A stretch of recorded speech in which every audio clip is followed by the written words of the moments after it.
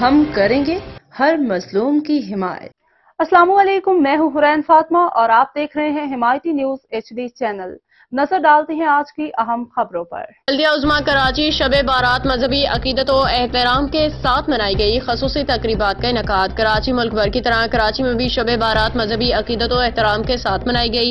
شہر بھر کی مساجد کو برقی کمکموں سے جگمگا دیا گیا۔ گھروں میں نوافل، ذکر و اذکار، خصوصی عبادات، نذر و نیاز کا اہتمام کیا گیا۔ مومنین نے قبرستانوں کا رخ کیا، اپنے پیاروں کی قبروں پر پھول چڑھائے، ان کی مغفرت کے لیے فاتحہ خوانی کی۔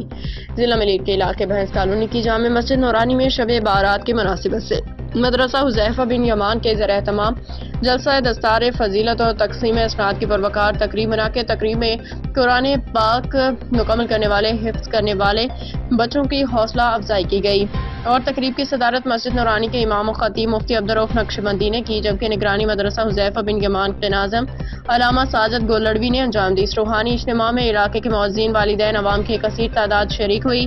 تقریب کے دوران مدرسہ کے طلباء کو دستار فضیلت پہنائی گئی، اسناد و انعامات سے نوازا گیا، پھولوں کے ہار پہنائے گئے۔ مدرسے کی انتظامیہ صدر آصف، نائب صدر علی حسن عرف کاکا اور جنرل سیکرٹری گلزار راجپوت نے طلباء کو تحائف پیش کیے۔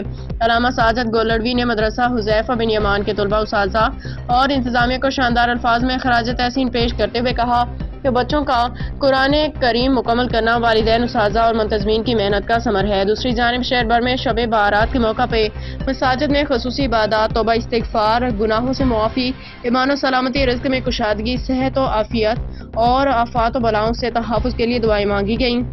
شب بارات کی مناسبت سے شہر کی مختلف مساجد کو خوبصورتی سے سجایا گیا، جبکہ عوام نے بڑی تعداد میں اپنے گھروں میں نذر و نیاز کا اہتمام بھی کیا۔